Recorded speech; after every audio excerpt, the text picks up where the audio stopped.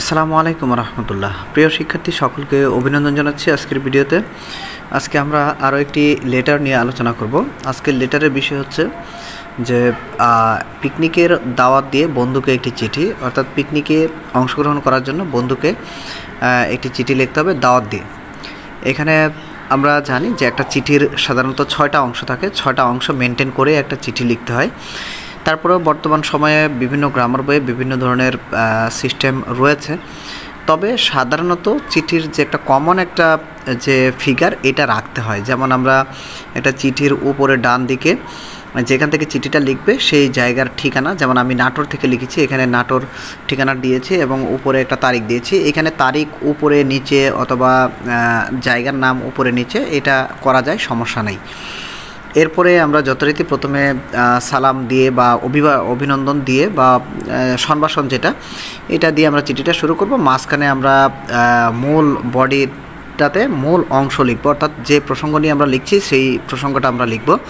যেমন এখানে কিন্তু আমি মাঝখানে কিন্তু পুরো অংশটা দিয়েছি যে কেন তাকে দাওয়াত দিচ্ছি, পিকনিকে কোথায় যাব, কবে যাব, এই বিষয়গুলো নিয়ে আলোচনা করা হয়েছে। এরপরে সর্বশেষ বিদায়ী সম্ভাষণ দিয়ে শেষ করব। ওকে, এরপরে যথারীতি একটি খাম আঁকতে হবে। তোমরা দেখবে যে গ্রামার বইগুলোতে খাম আঁকা নেই, তবে প্রত্যেকটা প্রশ্নের শেষে নিচে কিন্তু লেখা আছে ড্র দ্য এনভেলপ, ঠিক আছে, মানে অর্থাৎ একটা খাম এঁকে দিতে হবে, এটা লিখে দেওয়া আছে দ্রষ্টব্য দিয়ে। ওকে, তাহলে আমরা দেখি, আজকে আমরা আলোচনা করি যে বন্ধু পিকনিকে যাবে, পিকনিক যাওয়ার দাওয়াত দিয়ে বা অংশগ্রহণের জন্য অনুরোধ জানিয়ে একটা চিঠি লেখো। এখানে আমি লিখেছি dear Soma, at first take my cordial love, সর্বপ্রথম আমার ভালোবাসা নিয়ে, আন্তরিক ভালোবাসা নিও।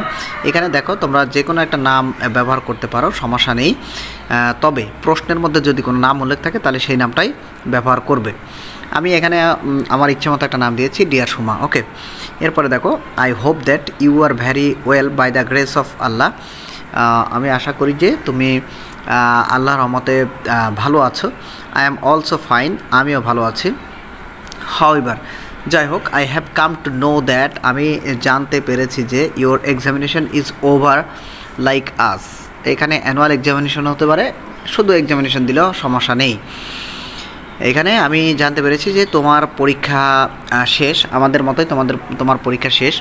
You will be very glad to know that, তুমি শুনে খুবই খুশি হবে যে বা জেনে খুব খুশি হবে যে we some of my friends are going to picnic to Cox's Bazar, আমরা আমার কয়েকজন বন্ধু মিলে কক্সবাজার পিকনিকে যাচ্ছি। If you are with us, যদি তুমি আমাদের সাথে অংশগ্রহণ করো, we will enjoy the picnic greatly, আমরা খুবই আনন্দের সাথে পিকনিকটা উপভোগ করতে পারবো।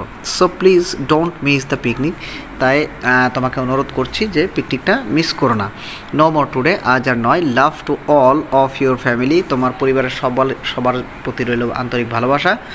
We are waiting for your arrival, আমরা তোমার পৌঁছানোর জন্য অপেক্ষা করছি। ইউর লাভিং ফ্রেন্ড আরিশা আনফা, অর্থাৎ সোমার কাছে চিঠিটা লিখেছে আরিশা আনফা। এরপরে দেখো যথারীতি খাম একে, তারপরে ফ্রম এবং টু, দুইটা অংশ, একটা হচ্ছে প্রেরক আর একটা প্রাপকের অংশ। আমি বারবার বলি প্রেরকের অংশটা খুব একটা গুরুত্বপূর্ণ নয়, এখানে নাম এবং যেখান থেকে চিঠিটা লিখছে সেটা দিলেই হবে। তবে যেখানে চিঠিটা যাচ্ছে প্রাপক, সেখানে কিন্তু পূর্ণ ঠিকানা দিতে হবে। ওকে, যেমন টু লিখে আমরা এখানে সোমা দিয়েছি, সোমার হাউস নাম্বার দিয়েছি, রোড নাম্বার দিয়েছি এবং সে থাকে কোথায়, ঢাকার উত্তরাতে থাকে। ওকে, তো এই হচ্ছে, এবং কোনায় অবশ্যই স্ট্যাম্প লিখে দিতে হবে। এইটা হচ্ছে একটা পরিপূর্ণ আদর্শ চিঠির একটা নমুনা।